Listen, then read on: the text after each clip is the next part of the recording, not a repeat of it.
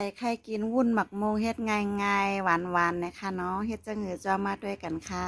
เปิ้นมาขายหมักโมงฮางลีน่ะนะคะเนาะเฮาขาดจะซื้อหมักโมงมาเฮ็ดหมักโมงวุ่นกันนะคะเนาะมาด้วยกันค่ะเฮ็ดหมักโมงวุ่นกะทินี่ค่ะเนาะน้ำเหลือแล้วนะคะเนาะมาเติมน้ำตาลทรายกันค่ะคนน้ำตาลทรายให้เจิมนะคะเนาะ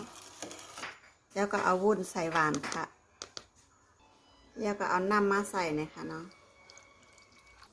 คนคือวุ้นเจิมนะคะเนาะวุ้นเจิมก็มาใส่ในหม้อค่ะแล้วก็เกานะคะเนาะเกาวุ้นค่ะใส่วุ้นแล้วก็มาเอากะทิใส่นะคะต้มวุ้นแล้วเนี่ยก็มาซอยหมักโมงใส่ถาดกันนะคะเนาะซอยหมักโมงเป็นป๊อตเล็กๆจ้าหน่อยเนี่ยค่ะเอาวุ้นมาใส่กันค่ะเนาะ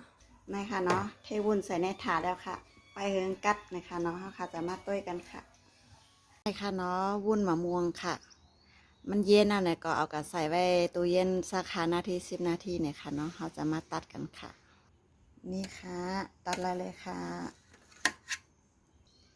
นี่ค่ะพี่น้องแสงจิ้นตัดขึ้นมาแล้วค่ะนี่ค่ะเอาออกจากถาดหมดแล้วนะคะเนาะเฮ็ดกินง่ายๆค่ะ